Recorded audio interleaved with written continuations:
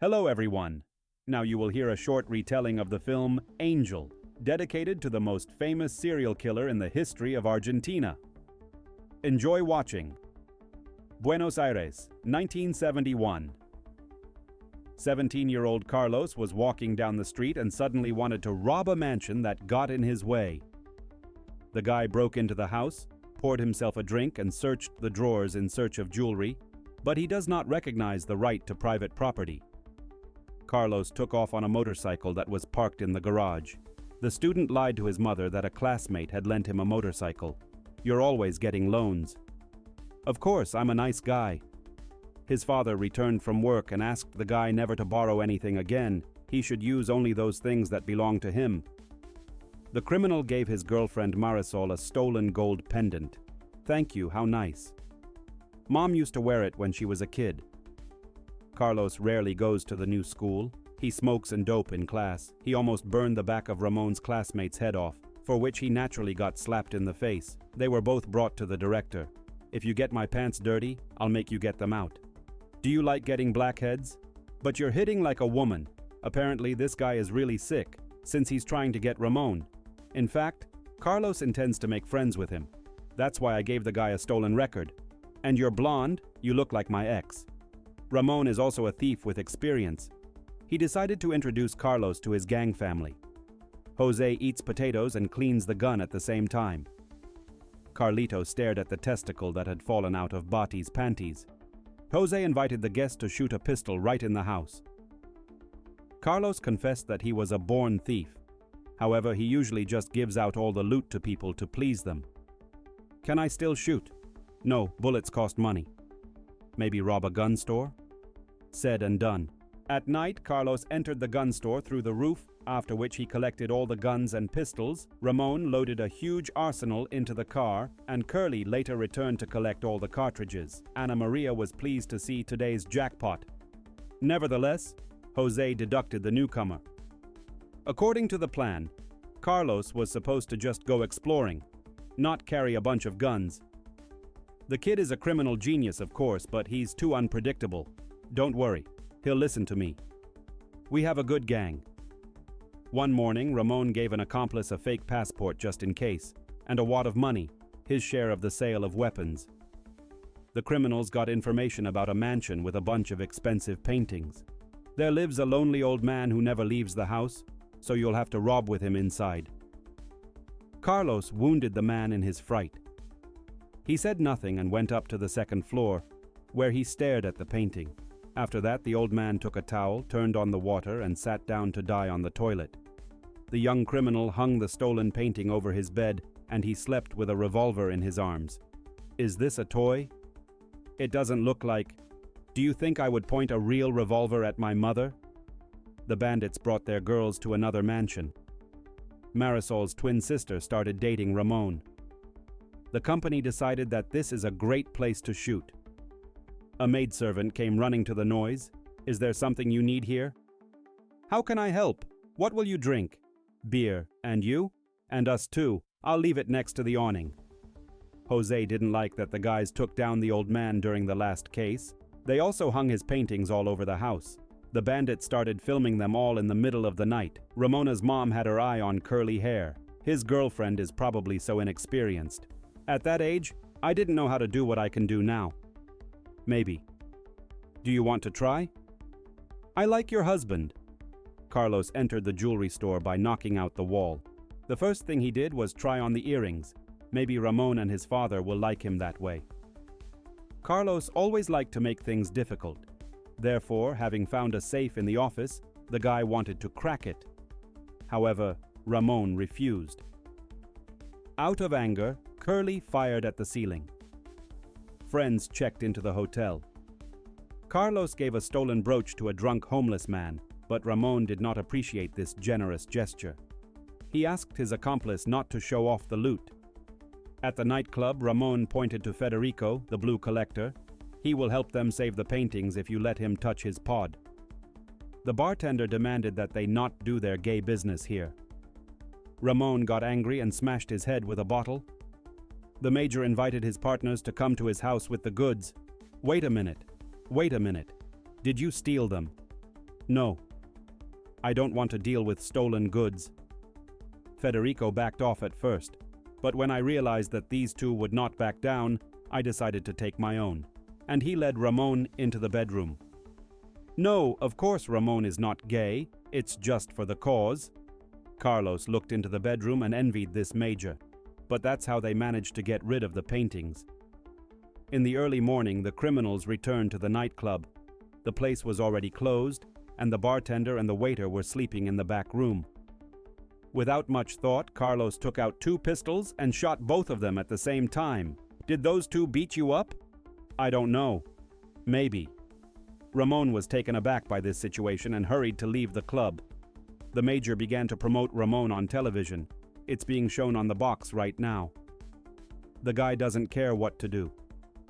The main thing is to become famous and stop robberies. After the performance, Ramon called his parents. It turns out that his gangster father is ashamed of his son, so a guy needs to think carefully about what he's going to do for a living. Carlos's mom met a gang family. After all, my son kind of works in their store. The boy had not been home for several months. The woman thinks that Ramon is a bad influence on him. Our children should not communicate with each other. The accomplices just stole a car. As luck would have it, they came across a police checkpoint on their way. Carlos showed me his fake passport, but Ramon forgot his documents at home. They were both ordered to get out of the car. Carlos managed to drop the pistols into the grass unnoticed. The boys were searched and taken to the police station.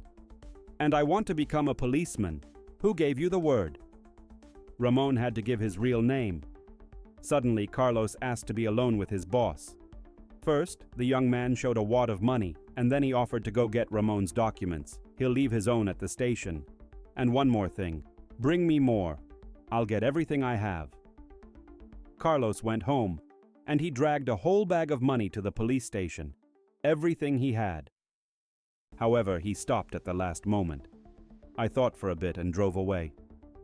Carlos dumped his friend and returned home. Mom had just made his favorite dish. Carlito is back. He's sitting there like nothing happened. And nothing happened.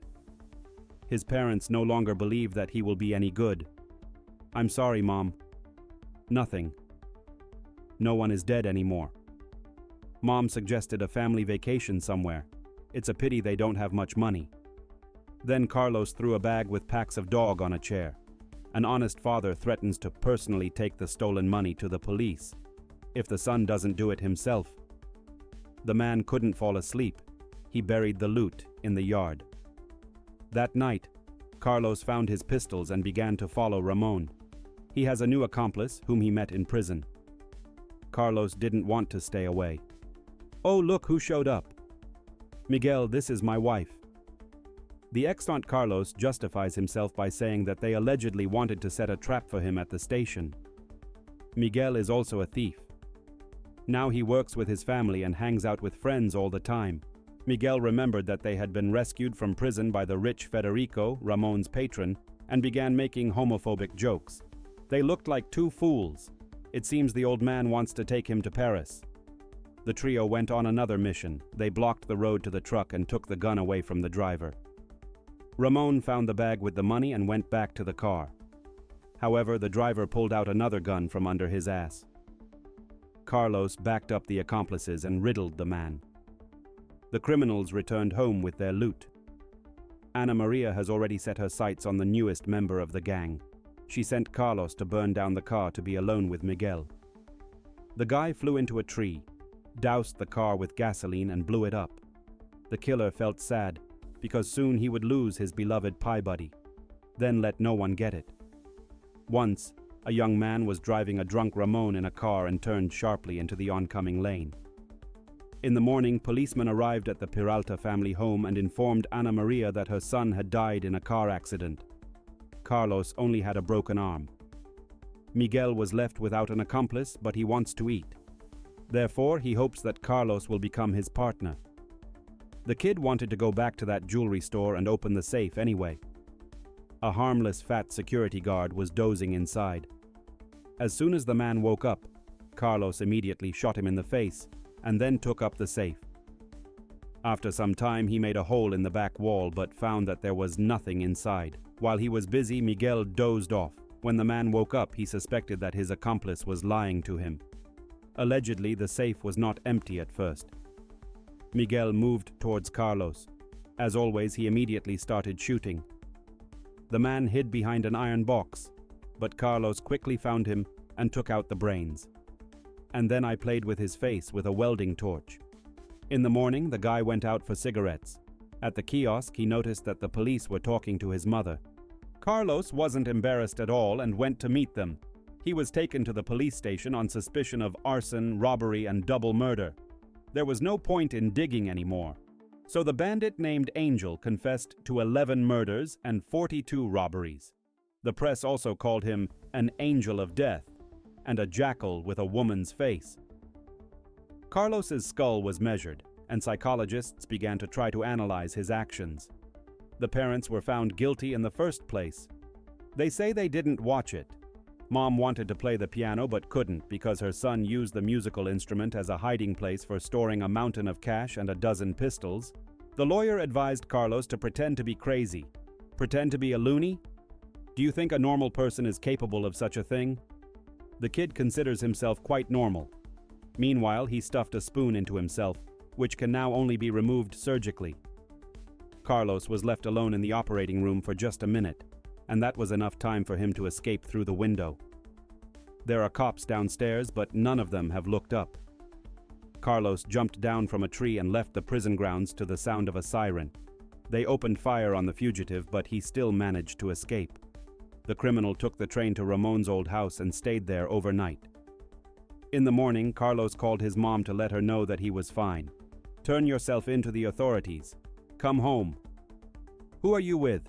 "With Dad." "We're fine." The boy told his mother where he was hiding and asked her to come. Curly turned on the radio and began dancing while dozens of military and police surrounded the house. Slave Leda Puig was arrested when he was barely 20 years old. For 11 murders and a huge list of other crimes, the guy was sentenced to life in prison. Puig has now spent 53 years in prison, making him the longest-serving criminal ever convicted in Argentina.